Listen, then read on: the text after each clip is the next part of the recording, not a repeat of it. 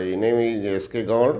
और आज हम लोग केमिस्ट्री क्लासेज में आज हम लोग सल्फ्यूरिक अम्ल के केमिकल प्रॉपर्टीज़ के बारे में पढ़ेंगे। तो सल्फ्यूरिक अम्ल जो है किंग ऑफ केमिकल्स नाम से जाना जाता है और पूरे केमिस्ट्री में सल्फ्यूरिक अम्ल का रोल बहुत ही महत्वपूर्ण है। सल्फ्यूरिक अम्ल जो होता है वो गाढ़ा चाशनीदार द्रव होता है।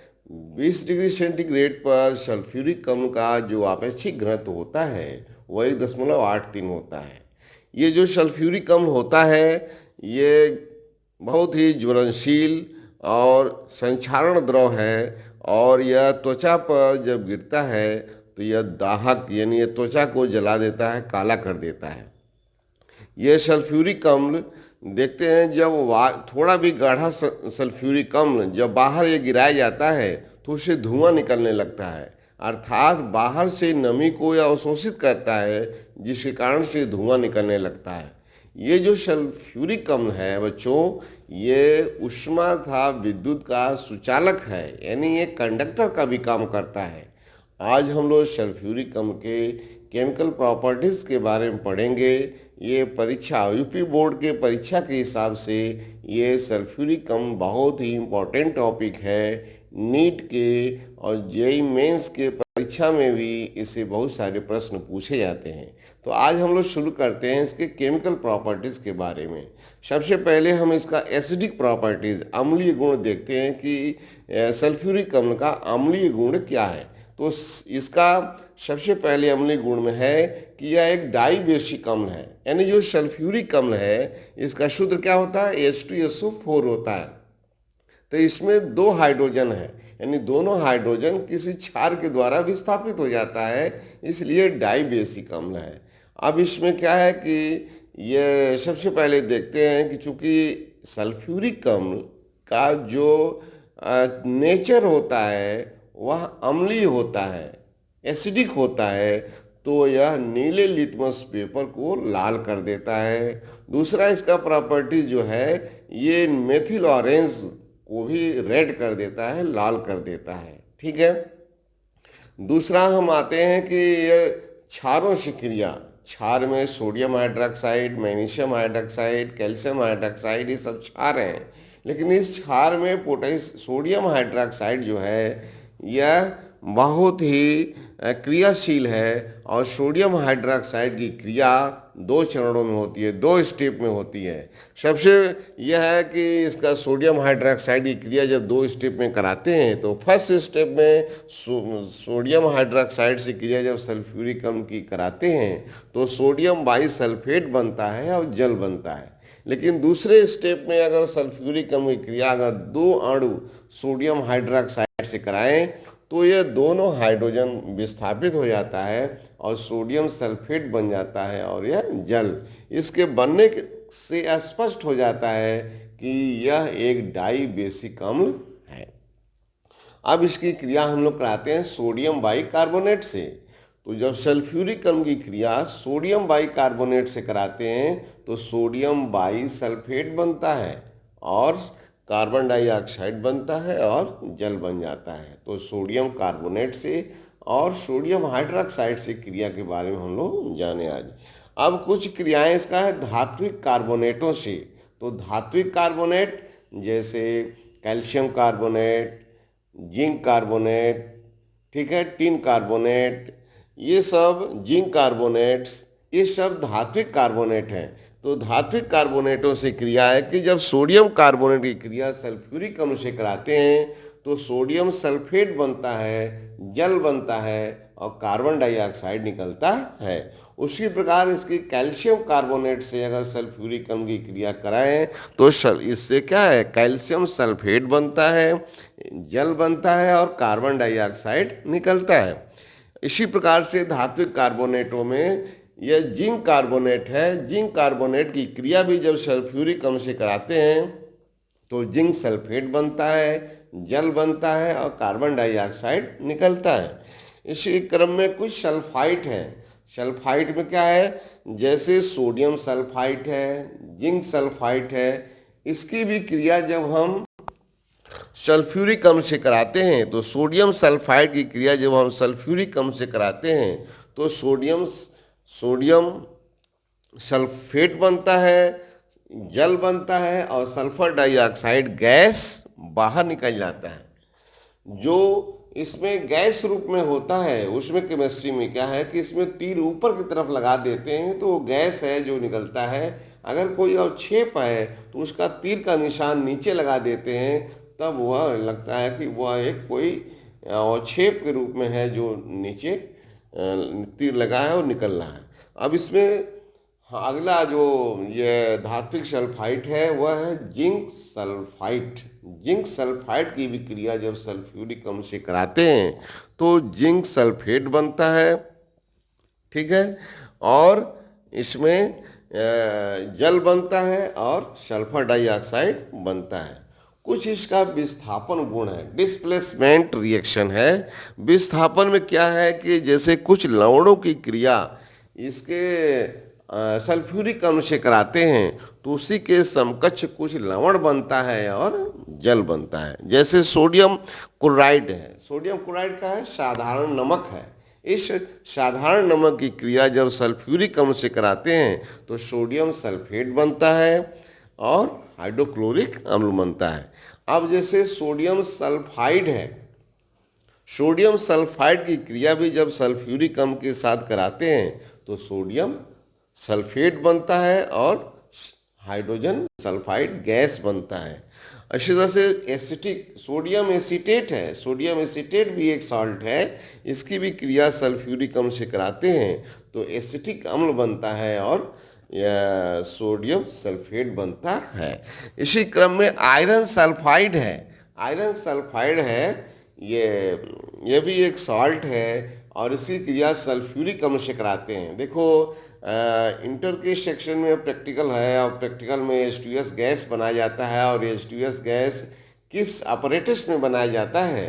तो उस किप्स अपरेटस में आयरन का सल्फाइड ही लोहे का टुकड़ा होता है, उसे तोड़कर डालते हैं और उसी में सांद्र सल्फ्यूरिक अम्ल ऊपर से जब गिराते हैं उसमें तो उन दोनों की आपस में क्रिया होता है तो H2S गैस का निर्माण हो जाता है। वही H2S गैस सेकेंड ग्रुप के क्षारीय मूलकों के परीक्षण में और चौथे समूह के क्षारीय मूलकों के परीक्षण में इस H2S गैस का उपयोग होता है। तो इसकी क्रिया जब H2SO4 के साथ कराते हैं तो H2S बनता है और FeSO4 बन जाता है। तो परीक्षा के पॉइंट ऑफ व्यू से और मतलब एक प्रैक्टिकल से भी संबंधित इस सल्फ्यूरिक अम्ल का बड़ा इम्पॉर्टेंट रोल है। तो अब हम लोग उसी क्रम में सल्फ्यूरिक अम्ल का कुछ ऑक्सीडाइजिंग प्रॉपर्टीज देख रहे हैं कि उसका ऑक्सीकारक गुण क्या है। तो ऑक्सीडाइजिंग प्रॉपर्टीज में है ये सल्फ्यूरिक अम्ल है, ये टूट जाता है और ये सल्फ्यूरिक अम्ल जब टूटता है तो ये सल्फर ट्राईऑक्साइड और जल बनता है और ये सल्फर ट्राईऑक्साइड फलता जब टूट जाता है तो इसमें नवजात ऑक्सीजन नेसेंट ऑक्सीजन बनता है और यही नेसेंट ऑक्सीजन यानी ये सक्रिय धातुओं, अधातुओं, उपधातुओं, कम सक्रिय धातुओं को ऑक्सीडाइज कर देता है। अब विद्युत रासायनिक श्रेणी इलेक्ट्रोकेमिकल सीरीज हम लोग जानते हैं। तो एक इलेक्ट्रोकेमिकल सीरीज में यह बीच में हाइड्रोजन है, इस हाइड्रोजन के ऊपर जो है यह अधिक सक्रिय धातुएं स्थित हैं और हाइड्रोजन के नीचे जो हैं कम सक्रिय धातुएं स्थित हैं। तो इसका जो रासायनिक गुणधर्म है अधिक सक्रिय धातुओं से अलग है, कम सक्रिय धातुओं से अलग है, उपधातुओं से अलग है, ठीक है। तो इसके बारे में हम लोग देखते हैं कि वे सक्रिय धातु कौन कौन से हैं। जैसे सोडियम है, मैग्नीशियम है, एल्युमिनियम है, जिंक है, टिन है, लेड है, ये सब क्या है, ये सब सक्रिय धातुएं हैं, ठीक है। अब इन्हीं सक्रिय धातुओं की क्रिया के बारे में बच्चों हम लोग पढ़ेंगे। तो हम लोग उन धातुओं के बारे में रिएक्शन जानने शुरू कर रहे हैं जो विद्युत रासायनिक श्रेणी में हाइड्रोजन से ऊपर है, अर्थात अधिक सक्रिय धातुएं। जैसे सोडियम है तो सोडियम की क्रिया जब सल्फ्यूरिक अम्ल के साथ हम कराते हैं तो सोडियम सल्फेट बनता है और हाइड्रोजन गैस इसमें निकल जाता है। उसी प्रकार मैग्नीशियम की क्रिया करते हैं तो मैग्नीशियम सल्फेट बनता है और हाइड्रोजन गैस बाहर निकल जाता है। अधिक सक्रिय धातु जैसे जिंक है तो जिंक की भी क्रिया जब सल्फ्यूरिक अम्ल के साथ करते हैं तो जिंक सल्फेट बनता है और हाइड्रोजन गैस बाहर निकल जाता है। उसी प्रकार एल्युमिनियम है, एल्युमिनियम की भी क्रिया सल्फ्यूरिक अम्ल के साथ कराते हैं तो एल्युमिनियम सल्फेट बनता है, एल्युमिनियम सल्फेट बनता है। चूंकि एल्युमिनियम की वैलेंसी क्या है, 3 है, इसलिए सल्फ्यूरिक अम्ल इसमें 3 और लेते हैं। बच्चों इस बात का स्पष्ट है, प्रीवियस क्लासों में पढ़ चुके होंगे कि ये वैलेंसी के हिसाब से ही ये सब लिखा जाता है।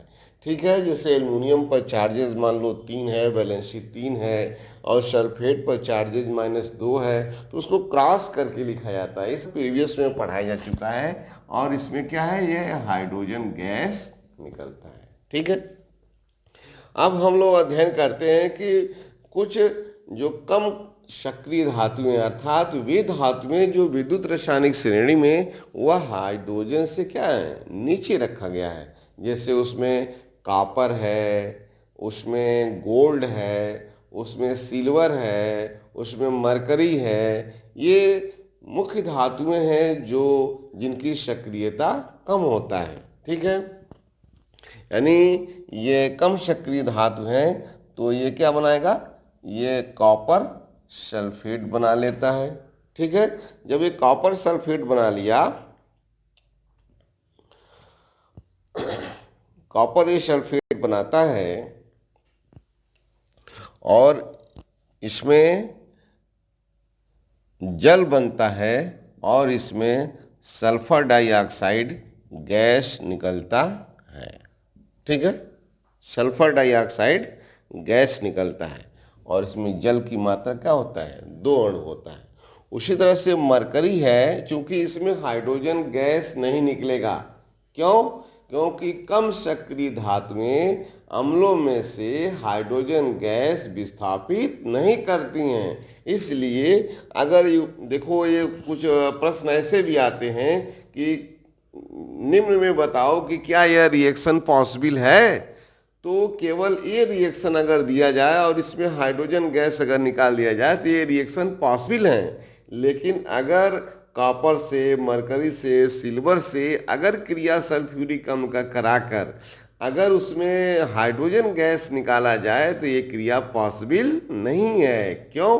क्योंकि वो धातु जो होता है, कम सक्रिय धातु, अम्लों में से हाइड्रोजन गैस विस्थापित नहीं करता है।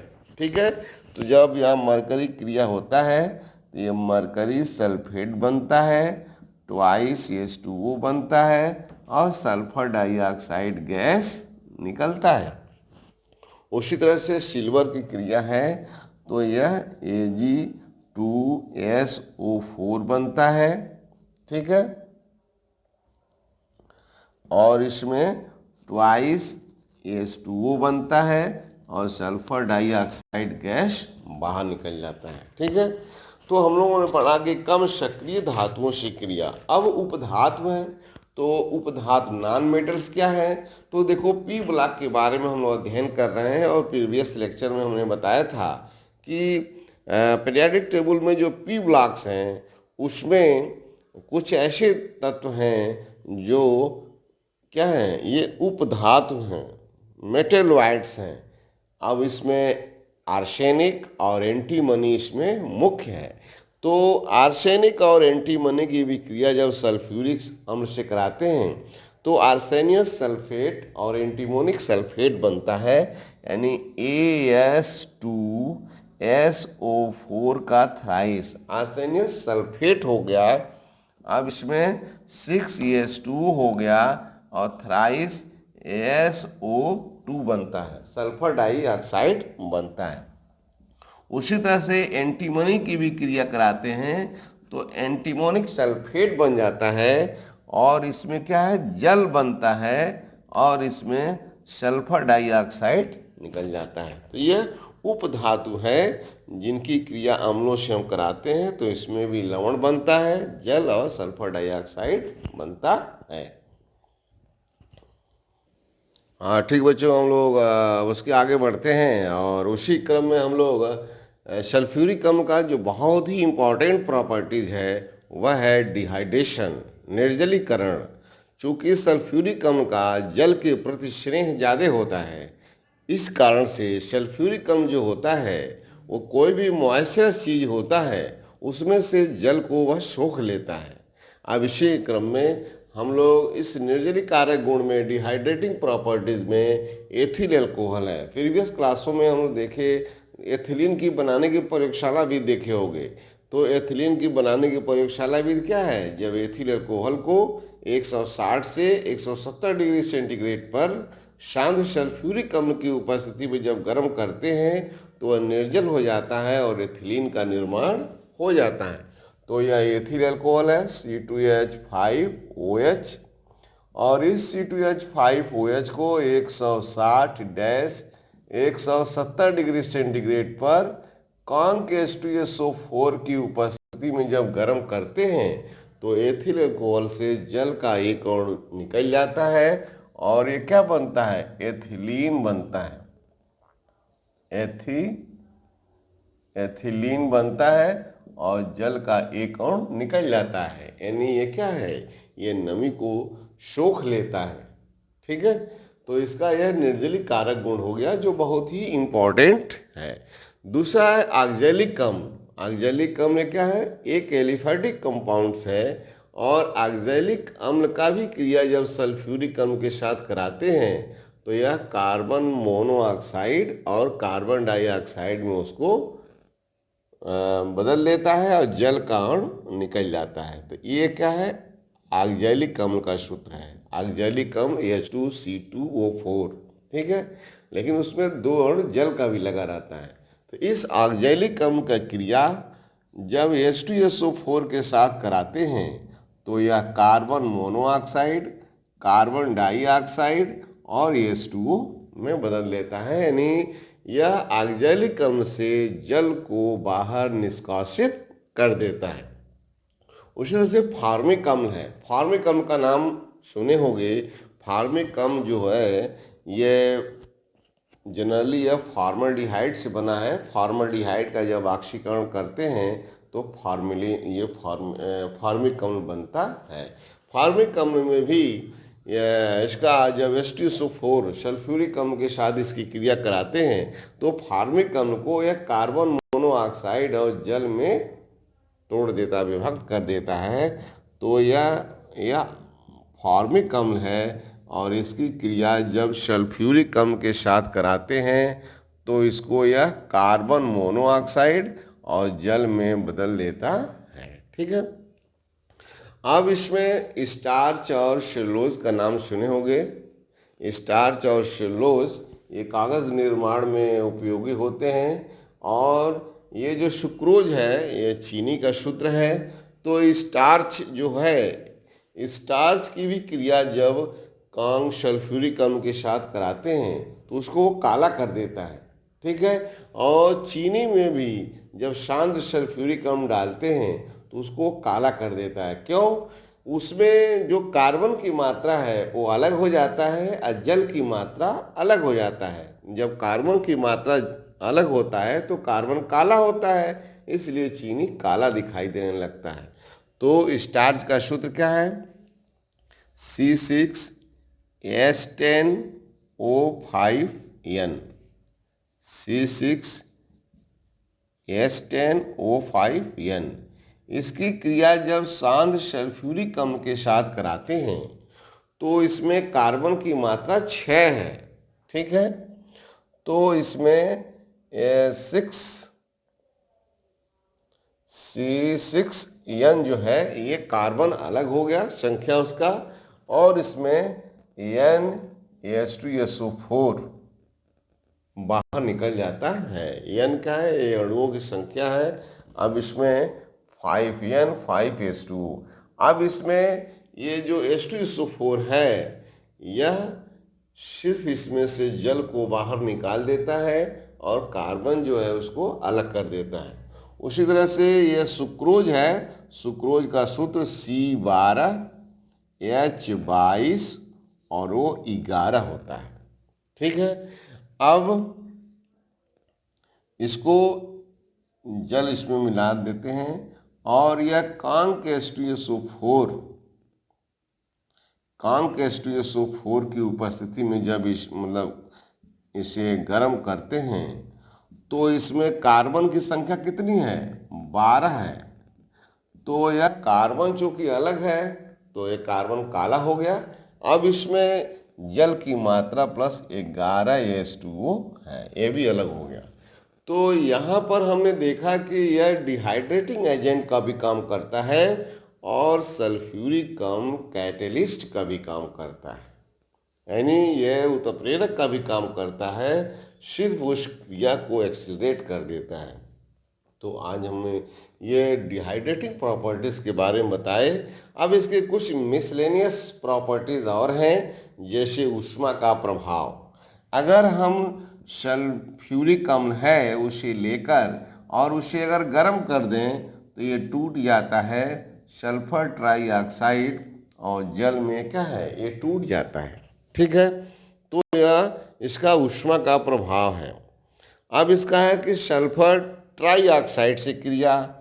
अब देखे होंगे कि संपर्क विधि में जब शीश कक्ष संपर्क विधि है, जब उसमें यह H2SO सल्फर ट्राईऑक्साइड बनता है और उसकी क्रिया सल्फ्यूरिक अम्ल के साथ कराते हैं तो क्या बनता है, ओलियम बनता है।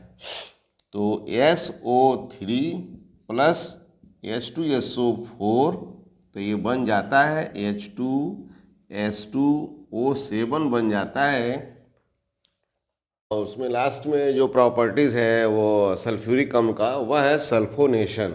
सल्फोनेशन की प्रॉपर्टीज यह है कि यह कुछ एलिफैटिक यौगिकों और लगभग सभी एरोमेटिक यौगिकों पर इसका बहुत ही इम्पॉर्टेंट इसका प्रॉपर्टीज़ है। जैसे देखो, अब एलिफैटिक और एरोमेटिक यौगिक का नाम आया तो एलिफैटिक और एरोमेटिक इसे कहते हैं, यानी जो कार्बनिक यौगिक जलाने पर धुआं देता है वो एरोमेटिक यौगिक है, और जो यौगिक जलाने पर धुआं नहीं देता है वह एलिफैटिक यौगिक है। यानी एलिफैटिक और एरोमेटिक यौगिकों का एक और भी है कि जो बंद श्रृंखला में होते हैं, बंद चेन में होते हैं, साइक्लिक में होंगे, वह एरोमेटिक यौगिक होते हैं, और जो ओपन होते हैं, खुले होते हैं, वह एलिफैटिक यौगिक होते हैं। तो अब इसमें बेंजीन है। बेंजीन का अगर ऐसे देखा जाए तो ये बेंजीन का सूत्र ऐसे है, या बेंजीन को रिंग में अगर बनाएं हम तो बेंजीन को ऐसे हम रिंग में भी बना सकते हैं, और ये बेंजीन का डी लोकेलाइज्ड स्ट्रक्चर है। हम बेंजीन को इस प्रकार से भी बना सकते हैं, जैसे ये बेंजीन है तो बेंजीन में क्या है, अल्टरनेट डबल बॉन्ड होता है। अब बेंजीन का हम रेजोनेंस देखें तो रेजोनेंस भी इसका 5-6 प्रकार का होता है, लेकिन बेंजीन की क्रिया जब कांक H2SO4 के साथ कराते हैं, यह क्रिया 80 से 100 डिग्री सेंटीग्रेड पर होता है। बेंजीन की क्रिया शांत सल्फ्यूरिक अम्ल से 80 से 100 डिग्री सेंटीग्रेड पर होता है, तो यह बेंजीन सल्फोनिक अम्ल बनता है, C6H5SO3H बनता है और H2O बनता है, यानी बेंजीन सल्फोनिक अम्ल बना। अगर यही क्रिया अगर हम बेंजीन रिंग पर करके दिखाएं तो कांक H2SO4 की जो क्रिया होता है, अब इसमें 80-100 डिग्री सेंटीग्रेड पर जब इसकी क्रिया कराते हैं तो यह बेंजीन सल्फोनिक अम्ल बनता है, SO3H बनता है और प्लस H2O। इसी का नाम क्या है, बेंजीन सल्फोनिक अम्ल, बेंजीन सल्फोनिक एसिड। ठीक है, इसी क्रम में अन्य एरोमेटिक यौगिक जो हैं, जैसे टॉल्यूइन है, एनिलीन है, बेंजल्डिहाइड है, बेंजोइक एसिड है, ये सब एरोमेटिक कंपाउंड हैं जिस पर भी सल्फ्यूरिक अम्ल की क्रिया कराते हैं। तो यह सल्फ्यूरिक अम्ल की क्रिया डायरेक्टली भी होता है और इन प्रेजेंस ऑफ, जैसे हम टॉल्यूइन है, टॉल्यूइन कैसे बनता है जब बेंजीन की फ्रीडर क्राफ्ट अभिक्रिया कराते हैं तो उस फ्रीडर क्राफ्ट अभिक्रिया के थ्रू टॉल्यूइन बनता है। और टॉल्यूइन का सूत्र क्या है? टॉल्यूइन का सूत्र है ये बेंजीन रिंग है। अगर इस पर ये जुड़ा है तो ये क्या है? टॉलुइन है, टॉलुइन है।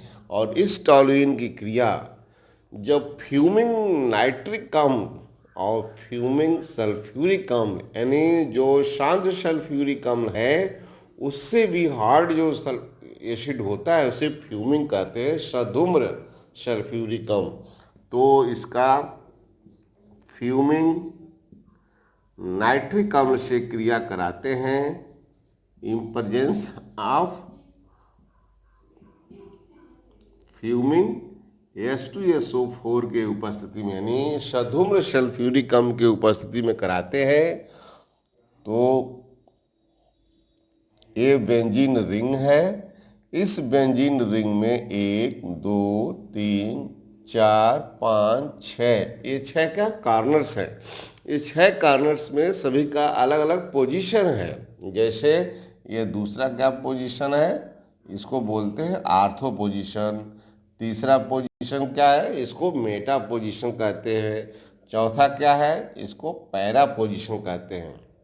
ऑर्गेनिक कंपाउंड्स में कुछ डायरेक्टिव इन्फ्लुएंस होता है, दैशिक प्रभाव होता है। उसी दैशिक प्रभाव के आधार पर ये बताया गया है कि ऑर्गेनिक कंपाउंड्स जो इंटर के सेक्शन में 9 हैं उसमें ऑर्गेनिक कंपाउंड्स को 2 कैटेगरी में बांटा गया है। ठीक है, एक जो है उसमें ortho and para directing groups के यौगिक हैं और एक है मेटा डायरेक्टिंग ग्रुप्स के यौगिक हैं। तो ये जो टॉल्यूइन है ये ortho and para directing groups का यौगिक है।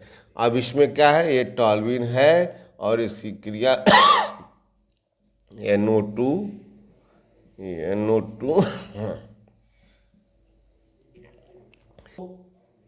बच्चों ये देखो, ये जो कंपाउंड बना ये 2 4 6 बना, यानी ये 2 4 6।